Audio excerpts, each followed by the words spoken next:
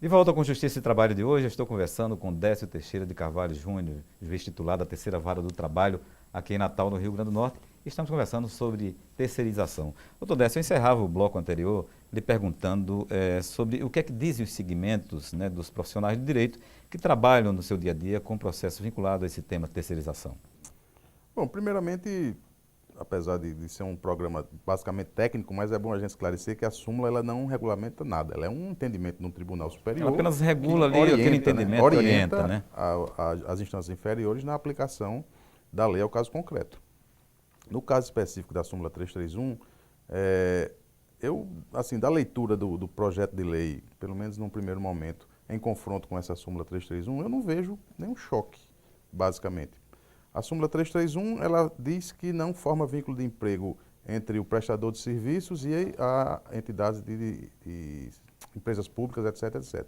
Justamente porque existe na Constituição aquela imperatividade de você fazer concurso público para ser servidor público. Então, não teria como formar vínculo. Isso aí a própria lei também traz no seu texto.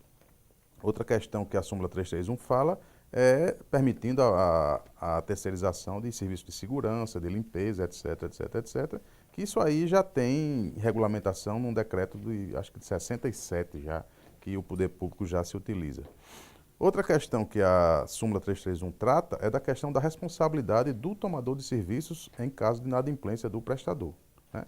Isso aí me parece que suplanta até o próprio projeto de lei, porque isso é baseado em princípios do direito civil que regulam a responsabilidade in eligendo, ou seja, você é responsável quando você escolhe mal, e a responsabilidade in vigilando, que é quando você não presta, não cuida, não vigia a prestação de serviço por aquela empresa Não que você cuida daquele contratou. processo.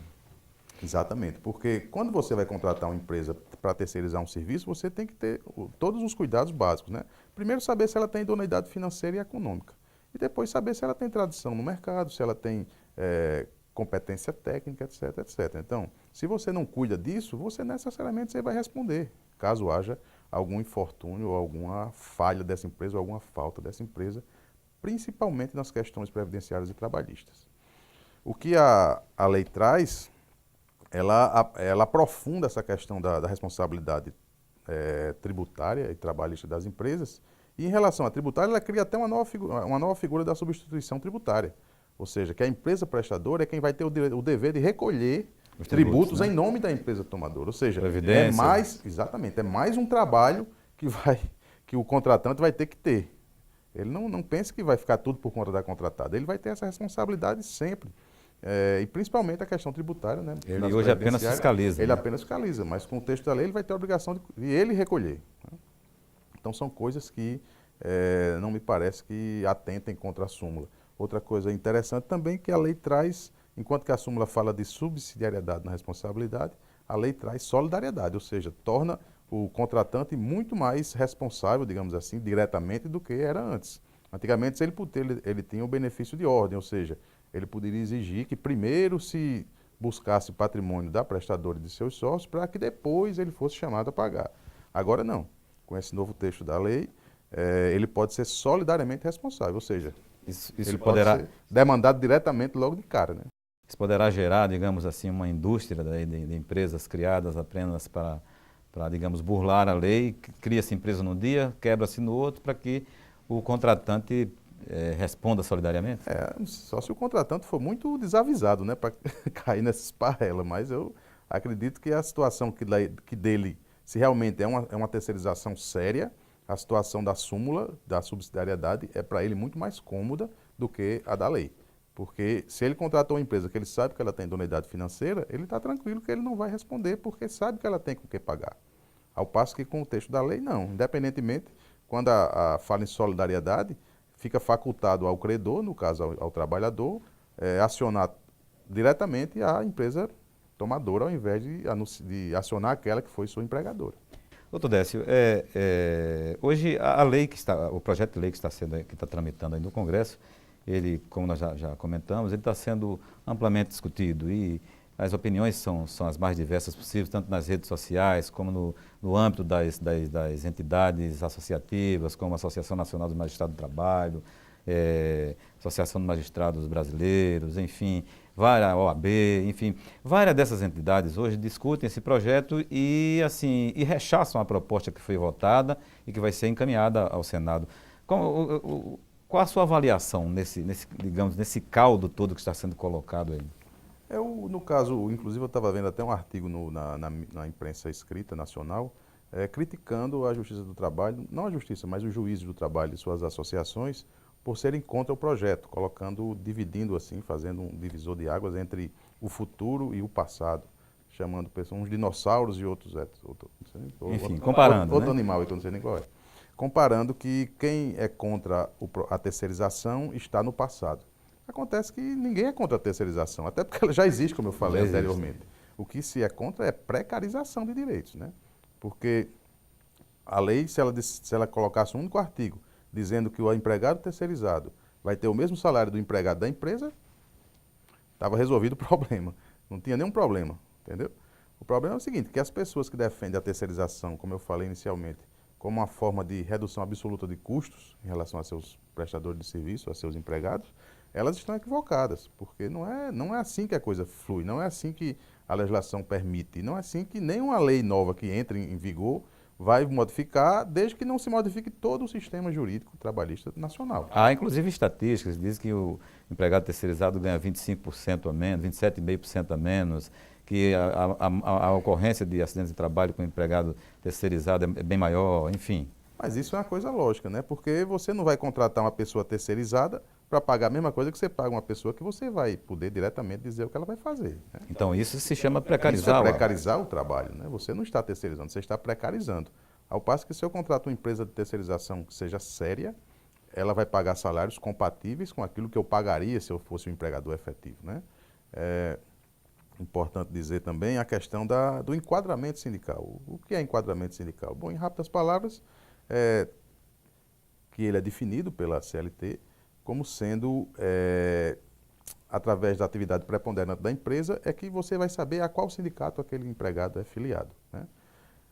Quando você criar uma empresa de terceirização de serviços tais, porque a lei diz que ela deve ter só um único objeto social, essa empresa ela vai se vincular, o empregado dessa empresa vai se vincular a qual sindicato? O sindicato da empresa que ele está prestando serviços ou o sindicato da empresa que o contratou como empregado?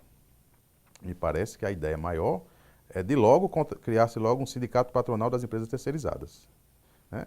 Que ele vai abranger todo esse pessoal e vai ficar, um exemplo prático, um empregado que seja auxiliar administrativo de uma empresa terceirizada, ele vai receber um salário diferenciado de um empregado que seja auxiliar administrativo de uma empresa tomadora de serviço, né? Parece que isso aí, a ideia maior do projeto de lei, na verdade, é essa, é você precarizar, é você reduzir direitos daqueles que já os conquistaram e com tanta luta, se a gente puxar a história recente. Que não é bom para os trabalhadores. Não é bom para ninguém, para né? A parte mais Não fraca, é bom para digamos ninguém. assim. Doutor Décio, uma questão final agora, com resposta curta por causa do nosso tempo. Estamos já no finalzinho. Quem perde e quem ganha, na verdade, com esse texto desse projeto de lei que está colocado agora, está sendo amplamente discutido? Na verdade, me parece que perdem todos, né? Pelo que eu falei até agora, a precarização leva à perda dos trabalhadores de direitos e, ao mesmo tempo, submete os tomadores de serviço, no caso as empresas que pretendem terceirizar seus serviços, a uma insegurança jurídica. Porque você vai, num primeiro momento, vai fazer uma terceirização que você acha que está lícita, que é correta, que a lei lhe ampara, e posteriormente você poderá ter uma surpresa quando isso for judicializado e chegar um juiz e dizer, não, a história não é bem assim. Existem princípios, existem outras normas que estão acima ou à frente das que foram trazidas aqui, e essas declarações que estão aqui, elas não têm o poder de transformar o azul no amarelo, nem o amarelo no branco. O azul sempre será o azul e o amarelo sempre será o amarelo. Não é uma lei que vai dizer isso, contrariar isso aí, né? Então, me parece que todos perdem, pelo menos nesse primeiro momento, e se mantida essa ideia de terceirização como precarização. Ok. Muito obrigado mais uma vez pela sua presença aqui no Justiça e Trabalho. Não, eu que agradeço o convite e sempre estou aqui à disposição para conversarmos sobre temas, principalmente os palpitantes como esse, e levar um pouco de informação aos telespectadores, principalmente pelo tratamento que a mídia vem dando a esse projeto, trazendo a regulamentação de algo que já existe como sendo um grande benefício unicamente para os trabalhadores, o que me parece que não é bem verdade. Ok, doutor Décio, muito obrigado mais uma vez pela sua presença. Bem, nós conversamos hoje com o juiz do trabalho titular da terceira vara do trabalho de Natal aqui no Rio Grande do Norte, Décio Teixeira de Carvalho Júnior, sobre terceirização. A você que esteve conosco, muito obrigado pela sua audiência e qualquer contato você pode fazer pelo telefone 84 4006 3081 ou pelo e-mail ccs@trt21.jus.br. Para encerrar o programa de hoje, você fica agora com o Profissão Artista. Um abraço a todos e até o nosso próximo programa. Até lá.